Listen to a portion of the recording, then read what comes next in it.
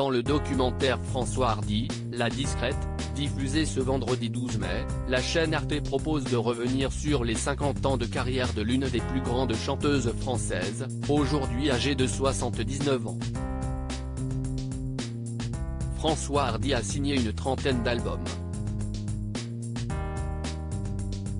Ces titres, De tous les garçons et les filles en 1962 à partir quand même en 1988, resteront dans le répertoire de la chanson française comme étant des tubes.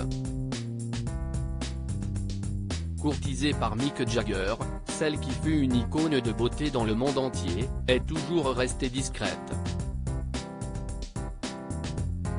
En 2019, elle révélait être atteinte d'un cancer. « Je suis dans un état de souffrance vraiment cauchemardesque la plupart du temps », avait-elle révélé sur RTL en 2021 avouant être devenue sourde d'une oreille et avoir arrêté de chanter.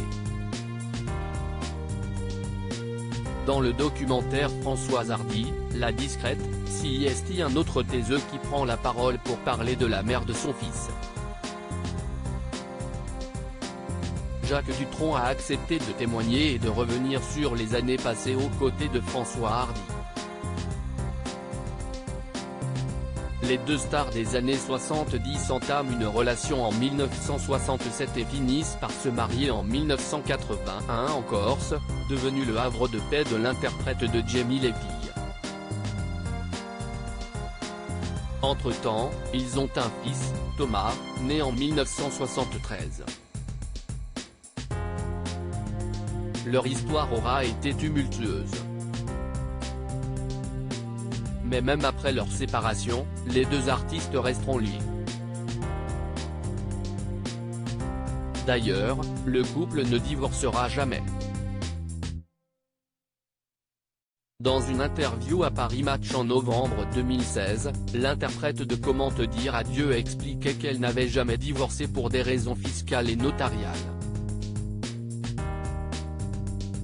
Une relation amoureuse unilatérale dans un extrait du documentaire Françoise Hardy, La Discrète, dévoilé par Télé Loisirs, Jacques Dutronc reconnaît ses torts et fait son mea culpa.